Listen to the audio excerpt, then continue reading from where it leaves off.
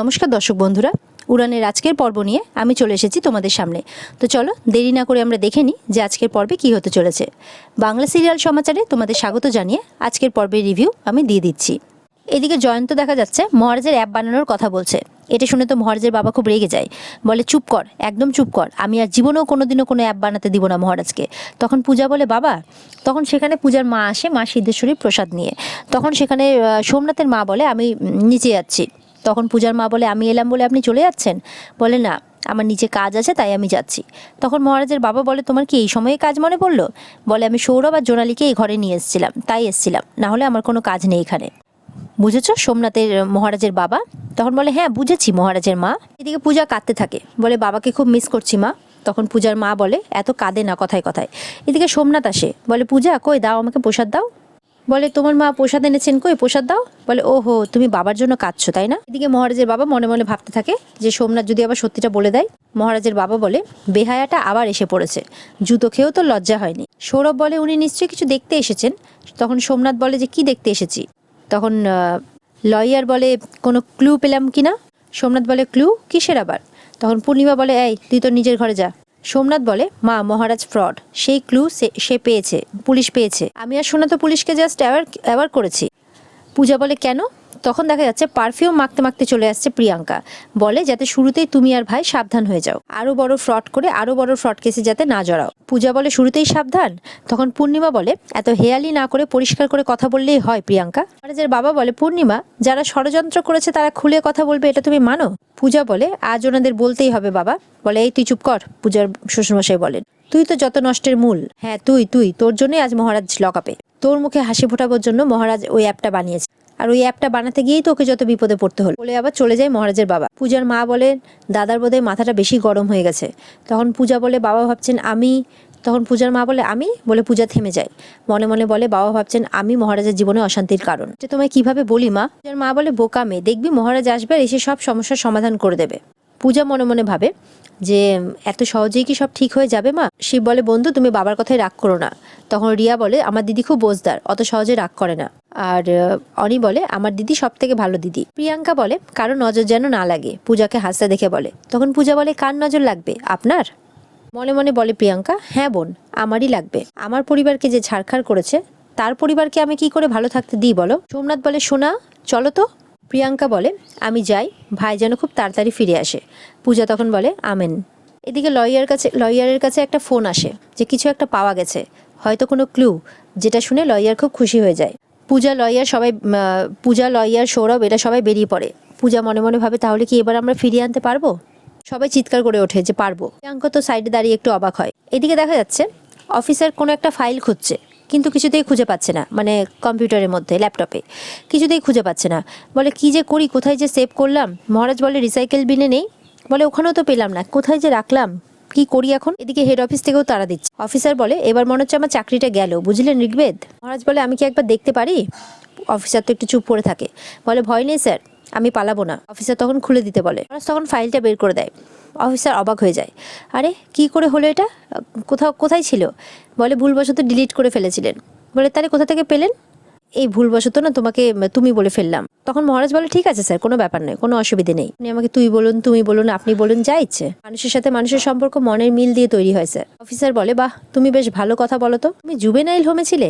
আমার কেমন জানি বিশ্বাসই হচ্ছে না। আচ্ছা তুমি কি কম্পিউটার ইঞ্জিনিয়ার? তখন পূজা এসে বলে উনি ফার্স্ট ইয়ারে ইঞ্জিনিয়ারিংটা ছেড়ে দিয়েছিলেন। মহারাজ বলে আবার কি হলো মহারানী? বলে না কিছু না, আসলে আপনাকে বাইরে দেখে একটু অবাকই হলাম। মহারাজ বলে না দিয়ে যখন কথাটা শুরু হয়েছে তখন মনে অন্য কিছুই চলছে। অফিসার বলে না কিছুই না, আমি অনুমতি দিয়েছি, একটা ফাইল আমি খুঁজে পাচ্ছিলাম না, সেটাই উনি খুঁজে দিয়েছেন। সেখানে একে একে পূর্ণিমা, মহারাজের বাবা, বাড়ির লোকজন সবাই চলে আসে। মহারাজের সামনে এসে মহারাজের দিকে তাকিয়ে থাকে পূর্ণিমা। অফিসার বলে সবাইকে দেখে আপনারা কি এবার থানা ঘেরাও করবেন?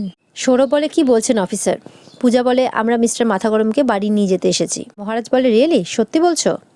পূজা বলে হ্যাঁ মিস্টার মাথাগরম। অফিসার তখন বলে ওনাকে আর মিস্টার মাথাগরম বলবেন না। তখন পূজার মা বলে অন্য নামও আছে, মিস্টার কুল, বলে সবাই হেসে ওঠে। এদিকে দেখা যাচ্ছে পূর্ণিমাও হাসে। মহারাজের বাবা অফিসারকে বলে সবকিছু ওকে আছে তো? তারপর পূর্ণিমা বলে মহারাজকে বাড়ি নিয়ে যেতে পারবো তো?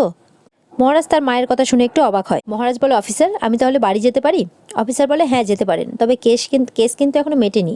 বলে, কেস তো তখনই মিটবে যখন অপরাধীরা ধরা পড়বে। মহারাজ বলে, সেখানে প্রিয়াঙ্কা আর সোমনাথ চলে আসে আর সবাই তাদের দিকে তাকিয়ে থাকে। পূজা বলে, ক্রিমিনালস আজই ধরা পড়বে। প্রিয়াঙ্কা আর সোমনাথ তো একে অপরের দিকে তাকায়। পূর্ণিমা বলে, আমি নিজের হাতে তাকে শাস্তি দেব। পূজার মা প্রিয়াঙ্কাদের দিকে তাকিয়ে বলে, আমিও। মহারাজের বাবা বলে, যদি একাধিক ক্রিমিনাল হয়, অফিসার বলে, তারা সবাই শাস্তি পাবে। মহারাজ সোমনাথদের সামনে চলে আসে আর বলে, এবার শাস্তি দেওয়ার পালা শুরু। পরে মহারাজ তাদের মুখগুলো দেখে হাসতে থাকে, হা হা করে। আর প্রিয়াঙ্কা আর সোমনাথ সমানে একে অপরের দিকে তাকায়। মহারাজ বলে, চল দাদা, বাড়িতে চল, তোর সাথে বাড়ি গিয়ে আমার অনেক কথা আছে। প্রিয়াঙ্কা তখন বলে, উই আর সরি ভাই। মহারাজ বলে, আপনি আর দয়া করে সরি বলবেন না বৌদি। পূর্ণিমা বলে, আচ্ছা এখানে এত ভিড় করার প্রয়োজন আছে কি? বাকি কথা তো বাড়িতে গিয়েও হতে পারে, তাই না? বলে পূর্ণিমা আগে রওনা হয়, তারপরে মাধুরী, তারপর প্রিয়াঙ্কা, সোমনাথ, বাকিরা থাকে। অফিসার বলে, এবার আপনারা সবাই বাড়ির জন্য রওনা হন, এত ছোট জায়গায় আর জায়গা হচ্ছে না। পরে একে একে সবাই বেরিয়ে পড়ে। এরপর সবাই হিপে ঘুরে বলতে বলতে বাড়িতে চলে আসে। পূর্ণিমা দোলনায় বসে পড়ে, বসে বসে সবটা লক্ষ্য করে। পূজা মহারাজকে জল এনে দেয়। মহারাজ পূজার দিকে তাকিয়ে আছে, কিন্তু পূজা চুপ করে আছে। পরে মহারাজ যখন যাবে তখন মহারাজকে বলে, দাঁড়া দাঁড়া, একদম কোলে তুলে নিয়ে যাবো। চার পাঁচজন মিলে তুলতে যায়, কিন্তু কেউ পারে না, একে এদিক ওদিক ছিটকে পড়ে যায়। এটা দেখে পূজা হাসতে থাকে, সাথে পূর্ণিমাও। পূর্ণিমা যে হাসছে সেটা পূজা লক্ষ্য করে। মহারাজ বলে, আমাকে তুলছে? হ্যাঁ, আরে তুলবো বললে কি তোলা যায় নাকি? ওজনটা কি কম নাকি? শোন, যখন গ্রামের বাড়িতে থাকতাম ঠাম্মির সাথে তখন কুস্তি প্র্যাকটিস করতাম, যখন ইঞ্জিনিয়ারিং এ গেলাম তখন আবার বক্সিং। পূজা মনে মনে বলে, কত কিছু জানে, কত কিছু শিখেছে, কত ট্যালেন্টেড, তবুও। আর শালাশালিরা বলে যে, চেস কোথা থেকে শিখেছিলেন জামাইবাবু? তখন মহারাজ তার মায়ের দিকে তাকায়, বলে, ছোটবেলায় মা আমাকে দাবা শিখিয়েছিলেন। মায়ের দিকে তাকিয়ে বলে। পূর্ণিমাও মহারাজের দিকে তাকিয়ে থাকে। মহারাজের বাবা বলে, সে ঢের দিনের কথা, তখন কত সুখ ছিল, কিন্তু এখন তো আর। বলে মহারাজের মায়ের দিকে তাকায়। মহারাজের বাবা বলে, আসলে ছোটবেলাটা খুব ভালো রে মহারাজ, তখন না সুখটা খুব ভালো থাকে, তো মানুষ যত বড় হচ্ছে না, দুঃখ যেন ততই বেড়ে যাচ্ছে। আচ্ছা এই দুঃখটা কেন বাড়ে বল দেখি? কেন যে বাড়ে কে জানে? আচ্ছা এই দুঃখের বদলে সুখটা তো বাড়তে পারতো, তাই না? মহারাজ তাকিয়ে থাকে বাবার দিকে। যা বলে, হ্যাঁ বাবা, মানুষ যতই বড় হয় মানুষের সাথে সাথে দুঃখগুলোও বড় হতে থাকে। মহারাজের বাবা বলে, আমি সবসময় ঠিক কথাটাই বলি পূজা, আর হ্যাঁ, তুমি এরপরে এমন কোনো কাজ করো না যাতে মহারাজের দুঃখটা বেড়ে যায়। পরে পূজা যখন উপরে যাচ্ছে তখন এদিকে সোমনাথ আর প্রিয়াঙ্কা চলে আসে।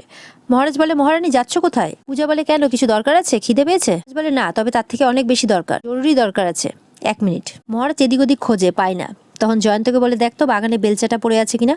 জয়ন্ত বলে, বেলচা? সবাই শুনে একটু অবাক হয়। পূজা বলে, বেলচা নিয়ে এখন কি করবে তুমি, তাও আবার বসার ঘরে? পূজার বাবা বলে, নিশ্চয়ই কোনো কাজ আছে তাই চাইছে।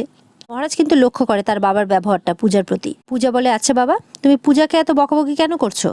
তখন মহারাজের বাবা বলে, আশ্চর্য তো, পূজা কি কচি খুকি নাকি ওকে বকাঝকা করবো? পূজা বলে, বাবা আমাকে বকতেই পারে। তখন বাবা বলে, হ্যাঁ আমি চাইলেই পারি, কিন্তু আমি কাউকে বকাঝকা করি না। সোমনাথ বলে ওঠে, তাই নাকি বাবা? মহারাজ বলে, এই তো ডেকেছে, শেয়াল ডেকে উঠেছে, হুক্কা হুয়া। এটা শুনে হাসতে থাকে। মহারাজের বাবা বলে, তুই পারিসও বটে। মহারাজ বলে, যে সে শেয়াল নয়, আমাদের পোষা ধূর্ত শেয়াল। পূর্ণিমা এবার উঠে দাঁড়ায় আর মহারাজকে এবার জয়ন্ত বেলচা এনে দেয়। মহারাজ সোমনাথের দিকে তাকিয়ে থাকে। পূর্ণিমা বলে, তুই বেলচা নিয়ে কি করবি মহারাজ? মহারাজ বলে, খুন করব। আর এখানে আজকের পর্ব শেষ হয়ে যায়। তো বন্ধুরা, যদি পর্ব ভালো লেগে থাকে তাহলে অবশ্যই লাইক, কমেন্ট আর সাবস্ক্রাইব করে দেবে চ্যানেলকে। দেখা হচ্ছে তোমাদের সাথে আগামী পর্বে উড়ানের আরেক এপিসোড নিয়ে। ততক্ষণ টাটা।